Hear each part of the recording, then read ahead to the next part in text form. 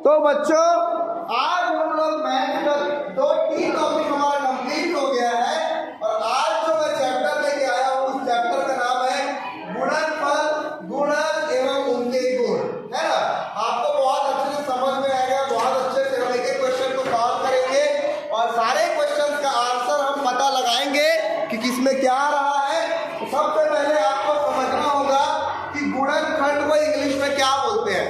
गुणनखंड को बच्चों इंग्लिश में बोलते हैं फैक्टर, है ना। गुणनखंड को इंग्लिश में बोलते हैं फैक्टर और गुणक को बोलते हैं इंग्लिश में मल्टीपल और गुण यानी होता है प्रॉपर्टी। यानी कि हम क्या पढ़ेंगे, फैक्टर, मल्टीपल और उनकी जितनी प्रॉपर्टीज है उनको पढ़ेंगे। तो मैं एक एक करके सारी चीजें एक्सप्लेन करूंगा। तो उसमें से पहली चीज आपकी गुणनखंड है और गुणनखंड को इंग्लिश में क्या बोलते हैं बच्चों, फैक्टर। क्या बोलते हैं, फैक्टर। किसी संख्या को पूर्णतः विभाजित करने वाली संख्या है उस संख्या का गुणनखंड कहलाती है। कोई भी संख्या है जो उसको पूरी तरीके से विभाजित करती है वो सभी संख्याएं क्या होती है, गुणनखंड होती है। अब आगे मैं आपको समझाता हूँ, उसको ध्यान से समझना। जैसे कि 6 का गुणनखंड 1 2 3 6 होंगे। आपको मैं बता दूं कि गुणनखंड कैसे निकालते हैं। ये देखो मैं आपको समझा देता हूँ। ये देखो, अगर मुझे किसका निकालना है बच्चों, 6 का निकालना है गुणनखंड, तो आप लोग 6 को ऐसे लिखोगे और ऐसी लाइन बनाओगे। आप लोग को ऐसा करने आता है, एलसीएम निकालना, ठीक है। 2 3 का 6, 3 1 का 3 और यहाँ पे 1, यानी कि इसका गुणनखंड क्या होगा, 2 होगा, 3 होगा, 1 होगा और 6 होगा। तो 6 के गुणनफल क्या होंगे, 1 2 और 3 और 6 होंगे। बढ़ जाते हैं आपके नेक्स्ट कॉन्सेप्ट की ओर। नेक्स्ट कॉन्सेप्ट आपका बोलता है उभयनिष्ठ गुणनखंड। उभयनिष्ठ को इंग्लिश में बोलते हैं बेटा कॉमन, है ना, और गुणनखंड को इंग्लिश में बोलते हैं फैक्टर। तो उभयनिष्ठ गुणनखंड आपको निकालना है, इसका मतलब हमें कॉमन फैक्टर्स निकालने हैं। अब इसका डेफिनेशन मैं पढ़ देता हूँ। उभयनिष्ठ गुणनखंड उस संख्या को कहा जाता है जो दी गई 2 से अधिक संख्याओं में प्रत्येक का गुणनखंड हो, तो उसको हम क्या बोलते हैं, कॉमन फैक्टर, यानी कि उभयनिष्ठ गुणनखंड। आप लोग नवोदय के लिए पढ़ रहे हो और आपका पूरा कॉन्सेप्ट क्लियर हो जाएगा, इसकी गारंटी मैं देता हूँ। और जिसको समझ में ना आए वो मेरे नंबर पे कभी भी कॉल मैसेज करके पूछ सकते हैं, है ना। कोई भी परेशानी हो, जीवन का कोई भी कदम हो, हम हमेशा आपके साथ रहेंगे। हमें कदम से कदम मिला के साथ में चलना है। तो कॉमन फैक्टर के बारे में हम लोग पढ़ रहे थे, उभयनिष्ठ गुणनखंड, उसका डेफिनेशन मैंने आपके सामने बोल दिया। अब जैसे 24 और 26 का हमको उभयनिष्ठ गुणनखंड यानी कि कॉमन फैक्टर निकालना है, तो 24 का क्या होता है, 4 × 6 होता है और 36 4 × 9 होता है। एक बात बताओ, 4 × 6 और 4 × 9 में कॉमन कौन सी चीज दिख रही है आप लोगों को, इन दोनों में कॉमन क्या है बताओ, 4। ये देखो 4 इसमें भी है बच्चों, 4 इसमें भी है, यानी 4 इसमें भी 4 इसमें भी है। तो इन दोनों का उभयनिष्ठ गुणनखंड यानी कि आपका कॉमन फैक्टर आपका क्या हो जाएगा बच्चों, 4 हो जाएगा, है ना। आपको कॉमन फैक्टर निकालने आ गया। और जब हम इसके धीरे धीरे सारे क्वेश्चन करते जाएंगे तो आप लोगों का कॉन्सेप्ट और भी अच्छे से क्लियर होगा। बढ़ते हैं आपके नेक्स्ट कॉन्सेप्ट की ओर। नेक्स्ट कॉन्सेप्ट आपका बोलता है प्राइम फैक्टर यानी कि अभाज्य गुणनखंड। देखो नाम से ही ये क्लियर है, अभाज्य का मतलब होता है अधर्भाज्य। भाज्य का मतलब होता है जो किसी से भाग जाए, जो किसी से भी डिवाइड हो जाए उसको हम भाज्य बोलते हैं, और जो किसी से भी भाग ना जाए उसको हम अभाज्य गुणन संख्या बोलते हैं। अब देखो, हम किसी भी नंबर का गुणनखंड निकालेंगे तो उसके प्राइम फैक्टर्स हमको निकालने होते हैं। इसका डेफिनेशन मैं पढ़ देता हूँ। किसी संख्या के गुणनखंड यदि अभाज्य है तो उसे अभाज्य गुणनखंड कहते हैं। जैसे कि 18 का अभाज्य गुणनखंड 2 × 3 × 3 है। अच्छा 18 का देखो अभाज्य गुणनखंड मैं कैसे निकालूंगा, ध्यान से समझना, मैं बार बार बताऊंगा और तब तक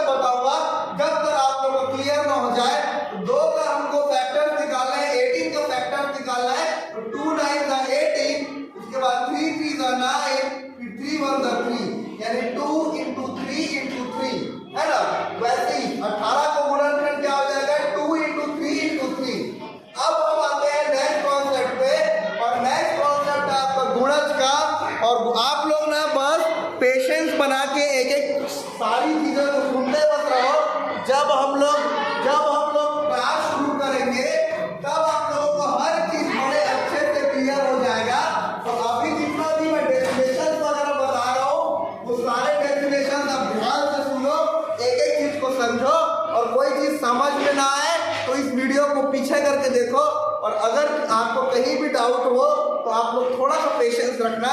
डेफिनेशन हम पहले करेंगे, उसके बाद सारे हम लोग क्वेश्चंस करेंगे। तो अब नेक्स्ट कॉन्सेप्ट हम पढ़ते हैं गुणज का। देखो गुणज बहुत ज्यादा आसान टॉपिक है। गुणज का मतलब होता है मल्टीपल। गुणज का मतलब क्या होता है बच्चों? मल्टीपल। अच्छा एक बात बताओ, आप लोगों को सबको पहाड़ा आता है? 2 से लेके 20 तक का पहाड़ा आप लोग को पूरा मुंह जबानी याद होना चाहिए। तो जो पहाड़ा होता है ना, उसी को हम गुणज बोलते हैं, उसी को हम मल्टीपल बोलते हैं। आगे है किसी संख्या से पूरी तरह विभाजित होने वाली उस संख्या की गुणज या अपवर्ग होती है।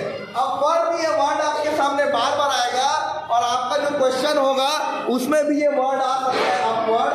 अब हम देखते हैं कि गुणज क्या होता है। देखो बच्चों, 5 का गुणज क्या है? 5 एकम 5, 5 दूनी 10, 5 किया 15। अच्छा 6 का गुणज आप लोग बताओ एक एक करके। 6 का गुणज क्या क्या होगा? 6,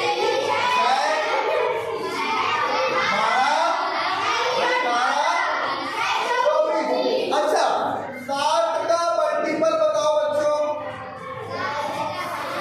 7, 40, 21। अच्छा 9 का गुणज बता दो बच्चों जल्दी से।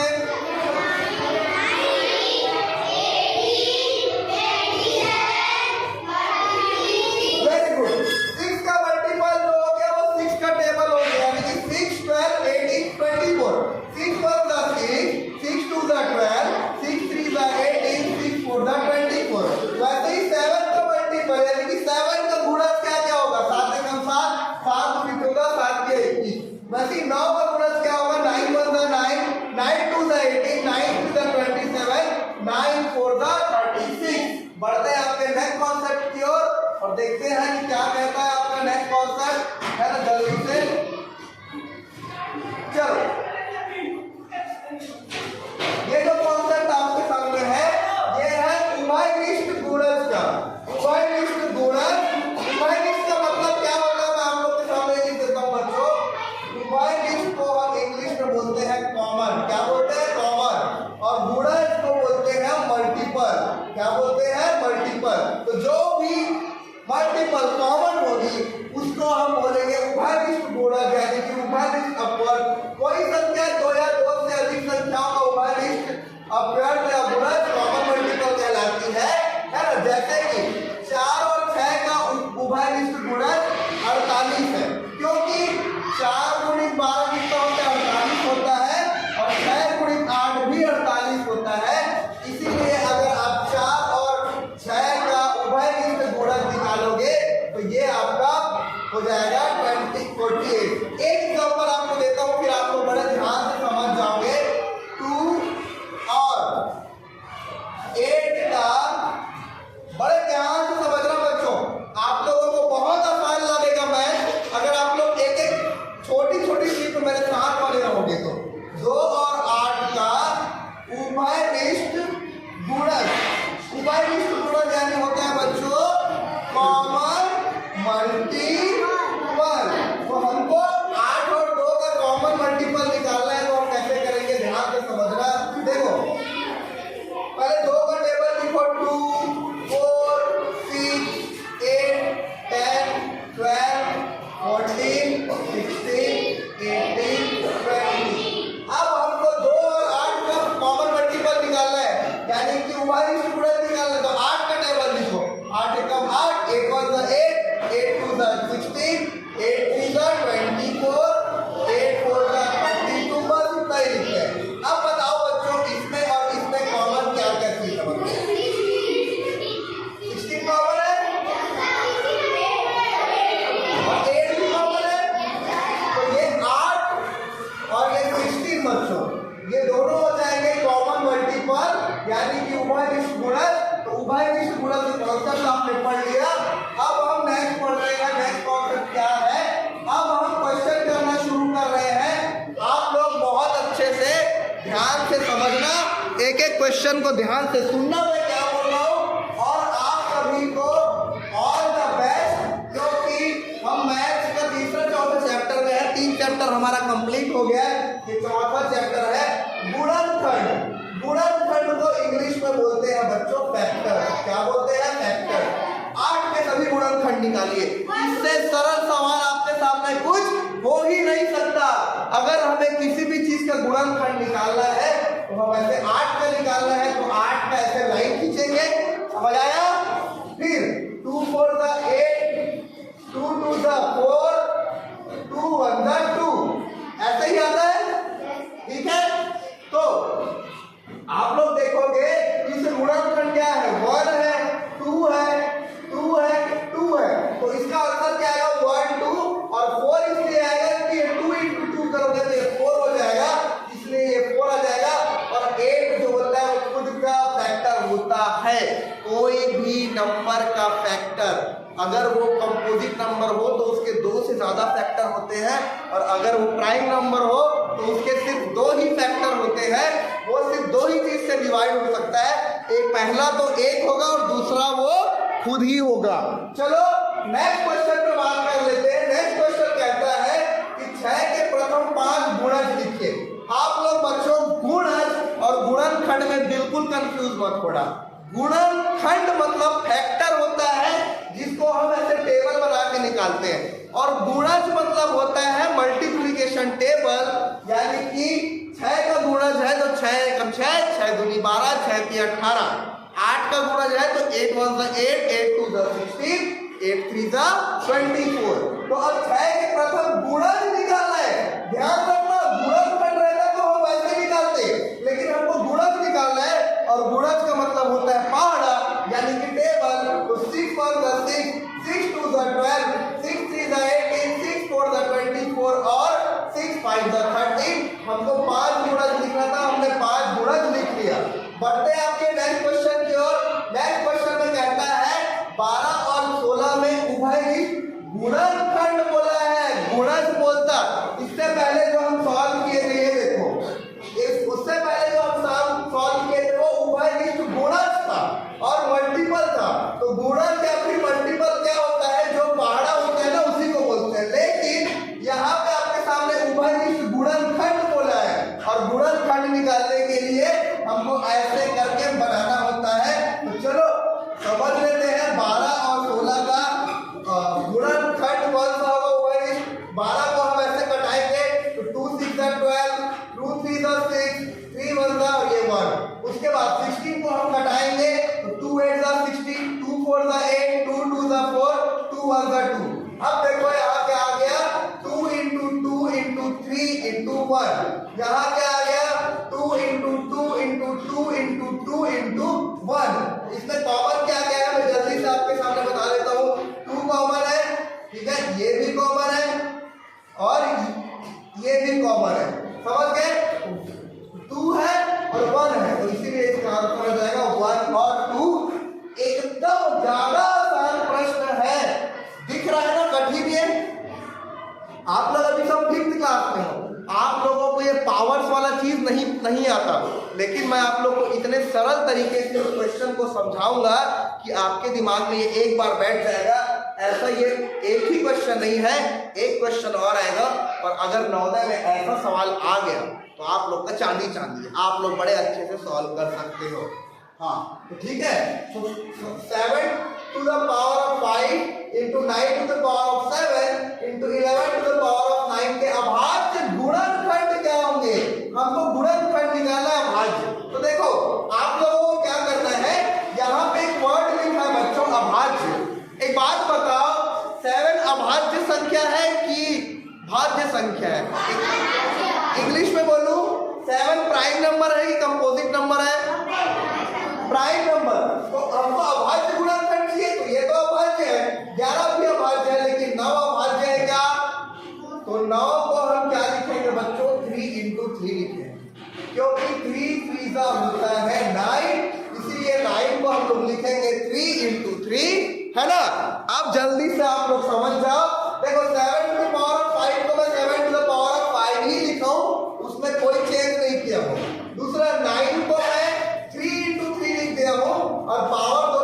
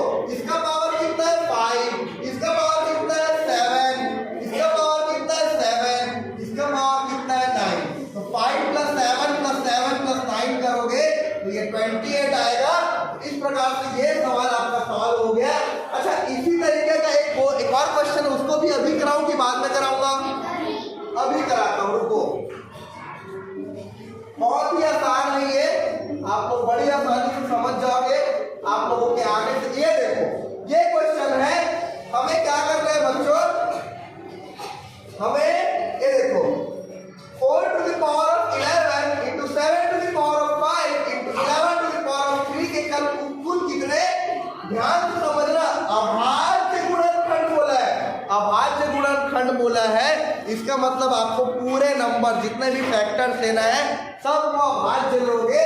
तो देखो लेकिन 4 यहाँ पे अभाज्य है क्या? नहीं है। 4 दो के पहाड़े में आते इसलिए अभाज्य नहीं है। 7 किसी के पहाड़े में नहीं आते इसलिए 7 अभाज्य है और 11 अभाज्य। अब देखो 4 को मैं 2 into 2 लिख सकता हूँ। 2 to the 4 होता है कि नहीं होता बच्चों? तो 4 को मैं 2 into 2 लिख दिया और ऊपर 11 है, ऊपर 11 है। अब ये 7 को 7 ही लिख दूंगा और ये 11 को 11 ही लिख दूंगा। अब हमको क्या करना है बच्चों? ध्यान से समझना, ये जितने भी पावर दिख रहे हैं आपके सामने इसको ऐड करना है और उसको ऐड करके आप लोग बिल्कुल आसानी से निकाल सकते हो।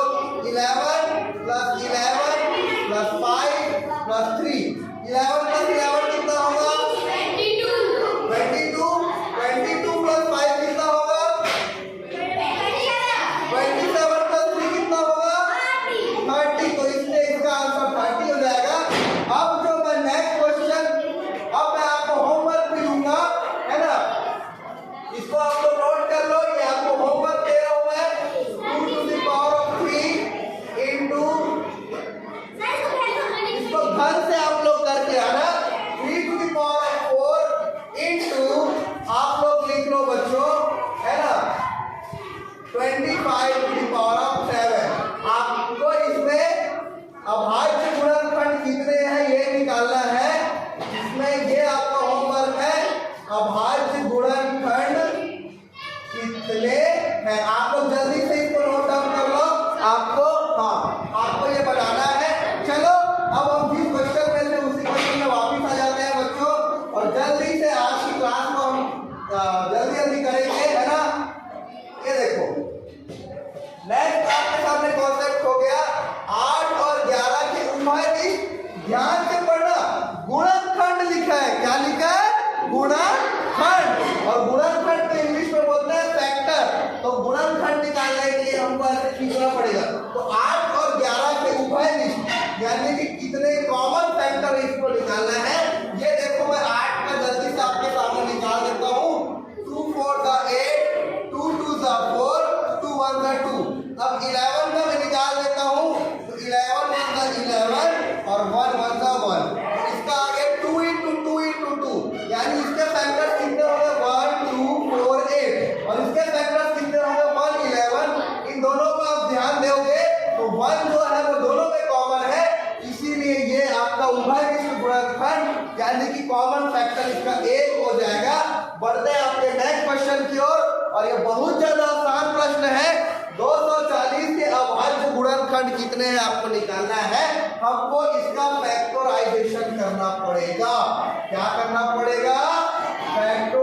फैक्टराइजेशन। और हिंदी में क्या बोलते हैं इसको मेरे को नहीं पता। इसका गुणनखंडीकरण हमको करना पड़ेगा, शायद इसको यही बोलते हैं, ऐसा मेरे को लगता है।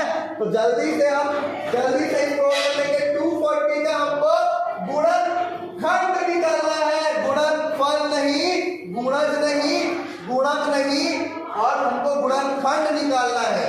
तो 240 को सबसे पहले 2 से डिवाइड करो। देखो 2 1 the 2, 2 2 the 4, 2 0 times 0, फिर 2 6 the 12, 2 0 times 0, फिर 2 3 the 6, 2 0 times 0, फिर 2 15 times, 3 5 times और 1 1 time। तो इसके कितने गुणनखंड निकले? 2 into 2 into 2 into 2 into 3 into 5 यानी 2 into 2 into 2 into 2 into 3 into 5। ये आपका आंसर हो जाएगा। बढ़ते हैं आपके नेक्स्ट क्वेश्चन की ओर। नेक्स्ट क्वेश्चन क्या बोलता है? 3 और 6 का आपके सामने है। 3 और 6 का प्रथम उभयनिष्ठ अपवर्ग यानी कि बच्चों इंग्लिश में मैं भी लिखा हूं कॉमन मल्टीपल। आपके सामने जितने हमने क्वेश्चन किए वो गुणनखंड के थे, लेकिन इसको आप ध्यान से पढ़ो तो ये क्या है? मल्टीपल है। मल्टीपल यानी कि गुणन। मल्टीपल क्या होता है? जो पहाड़े में आता है। और गुणनखंड क्या होता है? जो उससे भाग जाता है। तो हमको क्या निकालना है? कॉमन मल्टीपल निकालना है 3 और 6 का। तो हम क्या करेंगे बच्चों? 3 के अपवर्ग लिखेंगे यानी 3 का पहाड़ा लिखेंगे। 3 का पहाड़ा क्या होगा? 3 एकम 3, 3 दूनी 6, 3 3 9, 3 4 12, 3 5 15। 6 के अपवर्ग निकालना है। 6 के हमको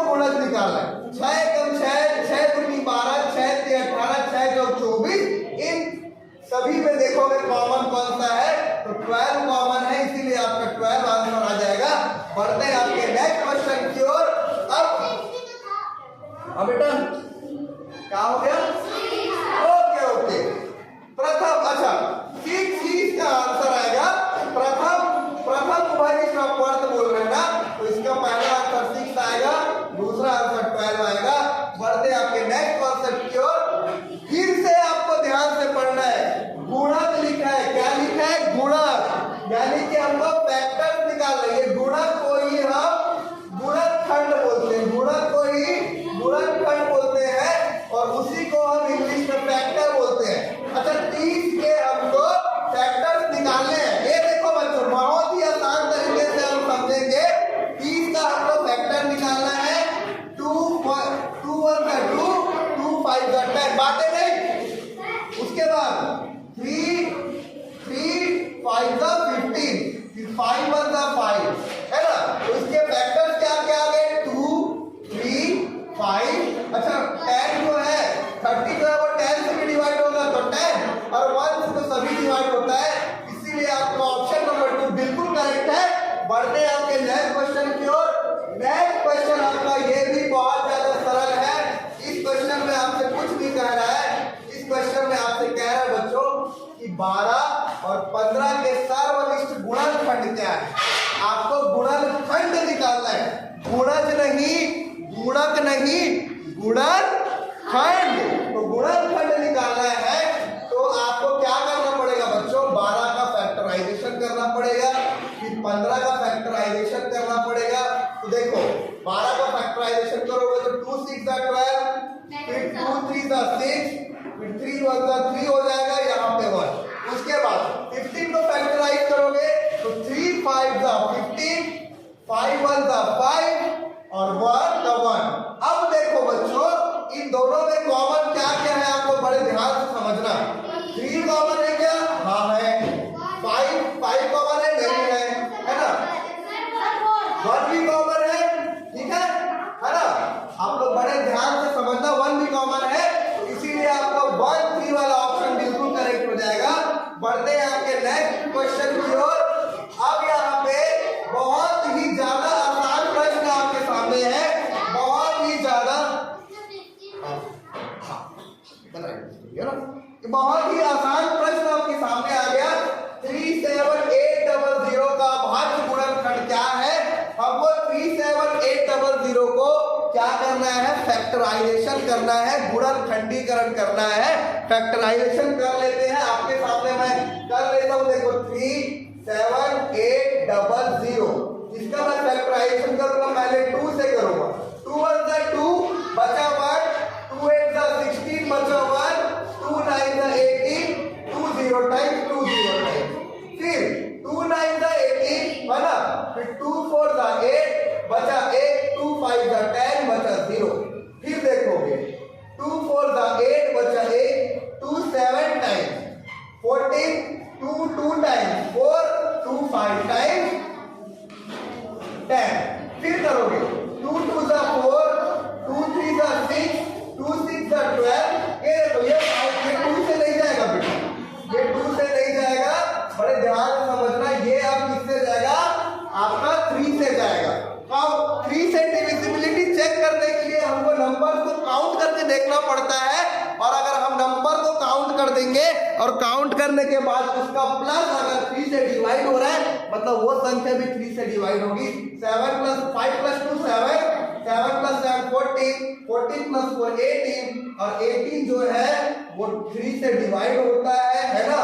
तो देखो 3 से करो, 3 1 3 बचा 1, फिर 7, 3 5 15 बचा 2, फिर 22 आएगा, 3 7 21 बचा 1, और 3 5 15, ये हो गया। उसके बाद आपका हो जाएगा, फिर से 3 से जाएगा, 3 5 15, 3 1 3, बचा कितना 4, फिर 3 5 आपका हो जाएगा, 1 मिनट, ये देखो इसको फिर से करता हूं मैं, तो 5 की टेबल से जा सकते क्या? आ सकता है। 3 5 15 हो गया, फिर ये जो 7 है किसका आ जाएगा, 3 2 6 बचा 1, 3 5 15, फिर 5 से फिर 5 से करोगे 5 1 जा 5 5 जा। एक मिनट, 3 से फिर जा रहा है बेटा, ये ध्यान से देना। 3 से फिर जब तक छोटे संख्या से जाएगा तब तक हमें करते रहना है, हमें स्टार्टिंग में बड़ी संख्या नहीं लेनी है। इसको मैं थोड़ा ऊपर कर देता हूँ ताकि आपको और अच्छे से समझ में आए। फिर से 3 से करो तो आ जाएगा 3 1 जा 3 बचा 2 और ये आएगा 21 3 7 जा 21 बचा 1 3 5 जा 15। उसके बाद ये किससे जाएगा 5 से जाएगा, है ना। 5 3 जा 15 बचा 2 5 5 जा 25। फिर 5 से जाएगा 5 7 जा 35 फिर 7 से जाएगा। तो अब इसके जितने भी फैक्टर्स हैं बच्चों उसको मैं एक जगह लिख लेता हूं बड़े प्यार से बड़े ध्यान से। देखो अब मैं इसको लिख लेता हूं 2 into 2 into 2 into 3 into 3 into 3 into 5 into 5 into 7 और मैं इसको मिटा देता हूं, इसको मैं मिटा देता हूं। तो आपके सामने ये वाला जो ऑप्शन देख रहे हो आप लोग, ये देखो ये वाला सेकंड वाला ऑप्शन जो है वो बिल्कुल ऐसा ही आ रहा है, बिल्कुल ऐसा ही आ रहा है। इसीलिए आपका ऑप्शन नंबर 2 बिल्कुल करेक्ट हो जाएगा। बढ़ते हैं आपके नेक्स्ट क्वेश्चन की ओर। ये इतना ज्यादा सरल क्वेश्चन है कि आप लोग इसको हाँ कौन सा वाला समझ में नहीं आया? अभी इससे पहले वाला समझ में नहीं आया? मैं एक बार जल्दी से समझा देता हूँ। देखो बच्चों हमें 37800 का अभाज्य गुणनखंड निकालना है। तो हम क्या करेंगे 37800 को मैं आपके सामने अभाज्य गुणनखंड निकाल के बता देता हूँ, है ना। ये देखो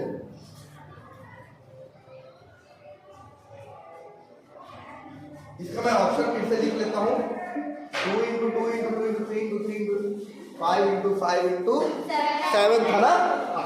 ठीक है, अब देखो बच्चों जिसको समझ में नहीं आया वो फिर से समझो। 37800 हमको इसका फैक्टराइजेशन करना है। बड़े ध्यान से समझना, एक बार बस समझाऊंगा आपके दिमाग में एक बार में घुस जाएगा।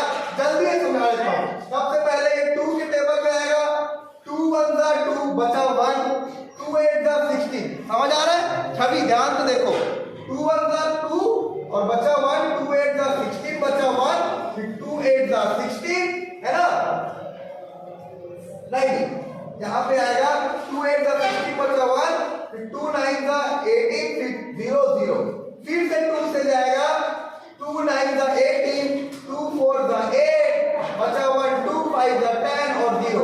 फिर से ये 2 से जाएगा तो लिखोगे 2 4 जा 8 बचा 1 2 7 जा 14 2 2 जा 4 2 5 जा हाँ। अब ये 2 से चले गया, अब ये 3 से जाएगा। ध्यान से समझना, जिसको समझ में नहीं आया 3 1 जा 3 बचा 1 ठीक है। अब 3 6 जा नहीं आएगा आपका 3 5 जा 15 बचा 2, ठीक है। उसके बाद यहाँ पे आएगा रुको 3 1 जा 3 बचा 1 फिर 7 लिख दिए 3 5 जा 15 फिर बचा 2 फिर 2 लिख दिए। आपके सामने आ जाएगा 3 6 जा 18 3 9 जा 21 बचा 1 फिर 3 5 जा 50। इसको मैं निकाल देता हूँ। उसके बाद इसको मैं ऊपर कर देता हूँ ताकि आप लोग और अच्छे से समझ में आए। चलो ध्यान से समझना बच्चों। अब ये फिर से 3 से जाएगा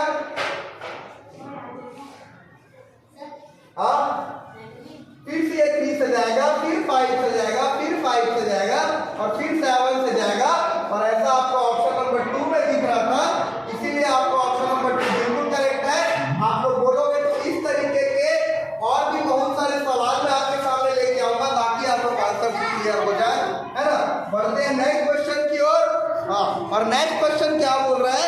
नेक्स्ट क्वेश्चन आपको बोल रहा है निम्न में से 316 का कौन गुणनखंड नहीं है। हमें बताना है कि कौन सा इसका गुणनखंड नहीं है 316 का। देखो एक तो सबका गुणनखंड होता है इसलिए एक नहीं आएगा।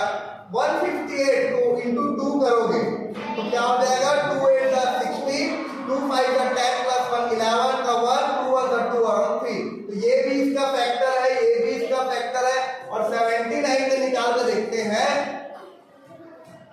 79 into 4 करके देखते हैं। 4 9 जा 36, 4 7 जा 28, 28 प्लस 3 कितना होता है? 28 प्लस 3 कितना होता है? 31।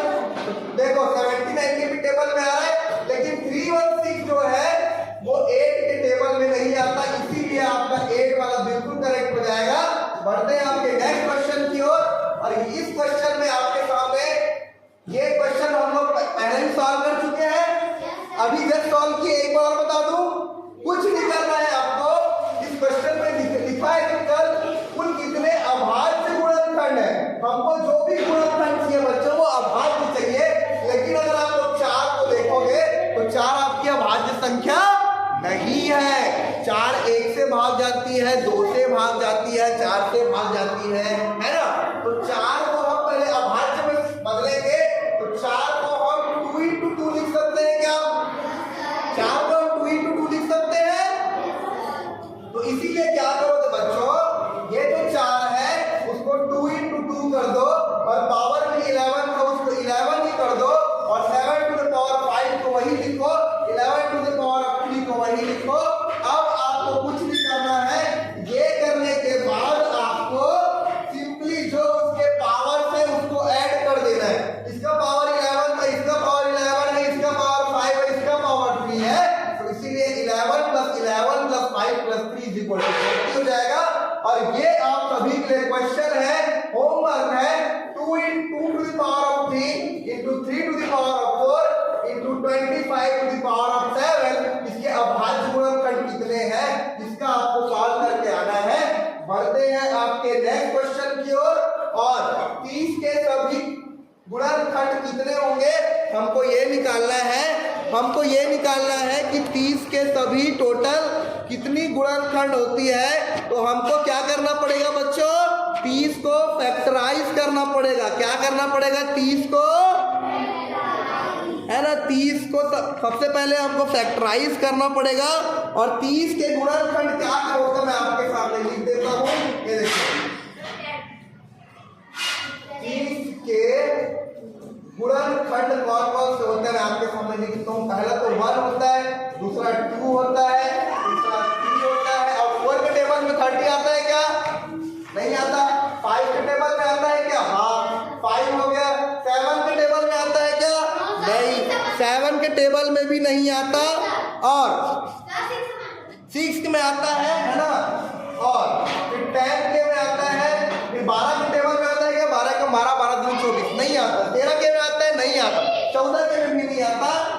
15 के में आता है ना, 15 के में आता है। इतना हो गया। अब हमको काउंट करना है 1 2 3 4 5 6 7। एक और कौन सा छूट गया बच्चों? 30 भी खुद का फैक्टर होगा, ये आपको याद रखना है। अब हमको काउंट करना है। अब हमको काउंट करने के हमारे पास टोटल कितने गुणनखंड है, तो हम लोग काउंट कर लेते हैं बच्चों। ये देखो 1 2 3 4 5 6 7 और 8। ऑप्शन नंबर ए में 8 है, इसीलिए ऑप्शन नंबर 1 करेक्ट हो जाएगा। बढ़ते हैं आपके नेक्स्ट क्वेश्चन की ओर, और देखते हैं क्या कहता है आपका नेक्स्ट और सबसे सरल क्वेश्चन। आपका नेक्स्ट और सबसे सरल क्वेश्चन को मैं सॉल्व कर देता हूँ। 24 और 30 में उभयनिष्ठ गुणनखंडों की संख्या क्या होगी? गुणनखंड लिखा है बच्चों, गुणनखंड को हम इंग्लिश में बोलते हैं फैक्टर। और फैक्टर निकालने के लिए हमको क्या करना पड़ेगा? दोनों को ऐसे दोनों को फैक्टराइज करना पड़ेगा, दोनों का गुणनखंड निकालना पड़ेगा, और दोनों का गुणनखंड निकालने के बाद जो कॉमन है उसको हमको लिखना पड़ेगा। देखो 2 1 जा 2 2 जा 2 6 जा 2 3 जा 3 1 जा 2 15 जा 3 5 जा 5। अब आपके सामने मैं देखता हूँ कि उभयनिष्ठ कौन कौन से 2 है, 3 है, 2 है और 3 है। तो आपके पास उभयनिष्ठ गुणनखंडों की संख्या आपको निकालनी है ना? क्या निकालनी है? उभयनिष्ठ गुणनखंडों की संख्या।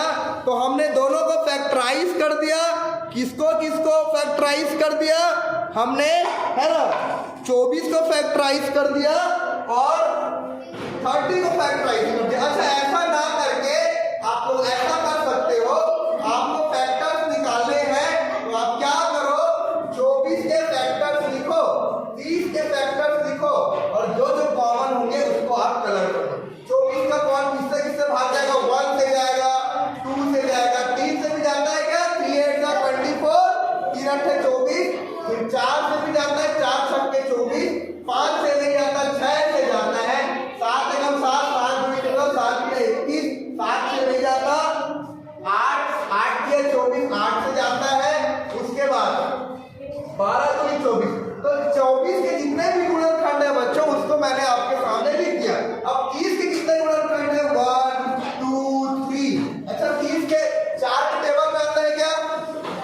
छक्के 24, 4 7 38 नहीं आता।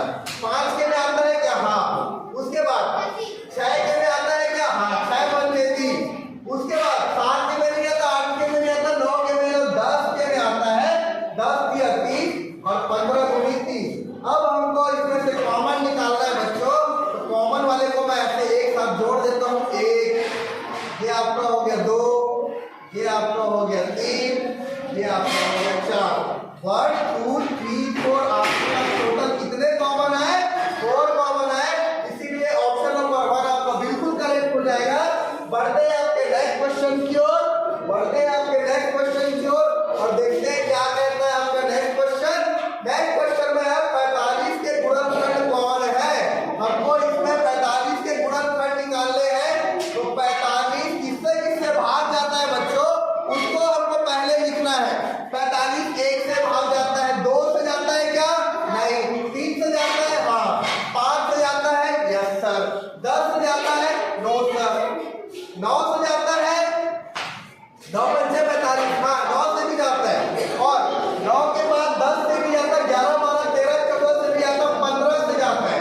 और 15 के बाद फिर ये क्या होता है? खुद यानी कि 45 से जाता है। तो इसके गुणनखंड क्या हो गया? 1 3 5 9 15 45। और ऐसा आपका ऑप्शन नंबर 3 है। तो ऑप्शन नंबर 3 आपका बिल्कुल करेक्ट आंसर हो जाएगा। बढ़ते हैं आपके नेक्स्ट क्वेश्चन की ओर। और नेक्स्ट क्वेश्चन में आपसे क्या पूछा है मैं आपको एक्सप्लेन कर देता हूँ। निम्न में से कौन सी संख्या 12 का गुणज है? गुणज यानी होता है बच्चों, बार बार मैं बता रहा हूँ, गुणज यानी होता है मल्टीपल। और मल्टीपल यानी कि जो पहाड़ा में आता है, जो टेबल में आता है, उसको बोलते हैं। अच्छा, इन चारों में से 12 के पहाड़े में कौन सा आता है बताओ? इन चारों में 12 के पहाड़े में कौन सा आता है बताओ जल्दी से। चलो बच्चों, हमें इनमें से बताना है कौन 12 का गुणज है। गुणज मतलब होता है मल्टीपल, यानी जो पहाड़ा या टेबल में आता है। इन चारों में से कौन सा 12 के टेबल में आता है बताओ, जल्दी से बताओ। कौन सा? 113 नहीं आता, 109 नहीं आता, 110 नहीं आता, 144 यानी कि 144 आता है। अब लिख लेते हैं। देखो 12 का टेबल आपको पता है, 12 1 जा 12। मेरे साथ बोलो, 12 1 जा 12 2 जा 24, 12 3 जा 33, 12 4 जा 48, फिर 12 5 जा 60, उसके बाद 12 6 जा 70, 12 7 जा 84, 12 8 जा 96, 12 9 जा 100, हाँ 100 हाँ 108। 12 10 का होता है आपका 120। अच्छा, मैं इसके आगे लिख लेता हूँ जल्दी से। 10 मिनट बस और लगेगा। 12 into 11 क्या होता है बताओ? 132। 12 into 12 होता है आपका 144, है ना। अब हम आगे देखते हैं इसमें क्वेश्चन क्या पूछा था। निम्न में से कौन सी संख्या 12 की गुणज है हमको निकालना है। तो 12 की गुणज तो 144 आ गई। बढ़ते हैं आपके नेक्स्ट कॉन्सेप्ट की ओर। नेक्स्ट क्वेश्चन बताना है। इतना आसान सवाल है ना ये। निम्नलिखित में से कौन सी संख्या अभाज्य है? अभाज्य मतलब होता है बच्चों प्राइम नंबर। प्राइम नंबर जो किसी से भाग नहीं जाती, जिसके सिर्फ 2 फैक्टर होते हैं, एक तो 1 होता है और एक तो पूर्ण संख्या होती है, जिसके सिर्फ 2 फैक्टर होते हैं। तो इनमें से कौन सी संख्या भाज्य संख्या आपको बताना है। तो 9 तो 3 से जाता है, 1 से जाता है और 9 से जाता है। तो ये तो भाज्य संख्या नहीं होगी। 12 जो है वो 1 से जाता है, 2 से जाता है, 3 से जाता है, 4 से जाता है और 6 से जाता है। 6 जो है 1 से जाता है, 2 से जाता है, 3 से जाता है और 6 से जाता है। लेकिन 5 किसी से नहीं जाता, ये सिर्फ 1 से और 5 से जाता है। यानी 1 और 12 से जाने वाली संख्या को हम भाज्य संख्या बोलते हैं। इसीलिए आपका ऑप्शन नंबर 2 बिल्कुल करेक्ट हो जाएगा। बढ़ते हैं आपके नेक्स्ट क्वेश्चन की ओर। नेक्स्ट क्वेश्चन आपको कहता है कि निम्नलिखित में से अभाज्य संख्या कौन सी है। हमको अभाज्य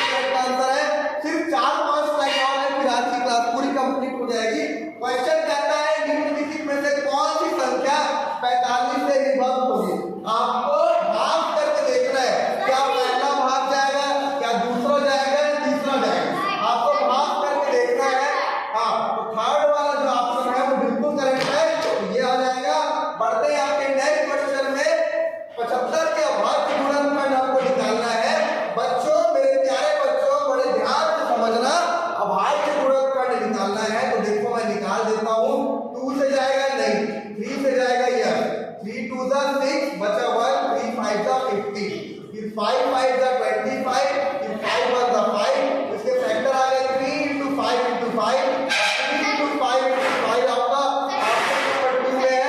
हाँ, इसीलिए आपका ऑप्शन नंबर 2 बिल्कुल करेक्ट हो जाएगा। बढ़ते हैं आपके नेक्स्ट क्वेश्चन में। 40 से छोटे 5 के गुणजों की संख्या है। अच्छा, 5 के हमको गुणज लिखना है, यानी 5 का हमको पहाड़ा लिखना है जो कि 40 से छोटा होना चाहिए। तो देखो 5 एकम 5, 5 दूनी 10, 5 तिया 15, 5 चौकी, 5 पंचे 25, 5 छक्के 30, 5 सत्ते 35 और 40 जो है वो 40 से छोटा नहीं होगा। तो इसको काउंट करने से कितना हो जाएगा? 1 2 3 4 5 6 7। ऑप्शन नंबर 3 बिल्कुल करेक्ट हो जाएगा। बढ़ते हैं आपके नेक्स्ट क्वेश्चन की ओर। और आपका देखो, आपको मैं एक चीज बता दूं कि आपका आज का क्लास जो है वो कंप्लीट हो गया। हमने मैथ्स के total 4 question complete, 4 topic complete कर लिए बच्चों। इसमें से पहला आपने संख्या पद्धति पढ़ा है, और संख्या पद्धति जितने लोग नहीं पढ़े हैं वो पुरानी वीडियो को देख सकते हो। दूसरा आपके सामने है, ये 1 मिनट, ये जो रिकॉर्ड हो रहा है। दूसरा आपके सामने टॉपिक कंप्लीट हो गया। पूर्ण संख्याओं पर 4 आधारभूत संक्रियाएं, ये भी मैंने पढ़ा दिया। भिन्न और भिन्न वाले भी हम लोग मैंने पढ़ा दिया है। अब गुणनफल, गुणज एवं उनके गुण कंप्लीट हो गया है। अब बच्चों कल हम लोग पढ़ेंगे एलसीएम, एचसीएफ के बारे में। तो आप सभी को थैंक यू सो मच, शुरू से लेके आखिरी तक बने रहने के लिए। जय हिंद, जय भारत, जय नवोदय। आप खूब अच्छे से पढ़ाई करो। नवोदय जाना है तो दिन का कम से कम 2 से 3 घंटे निकालो, एग्जाम पास है। Thank you very much.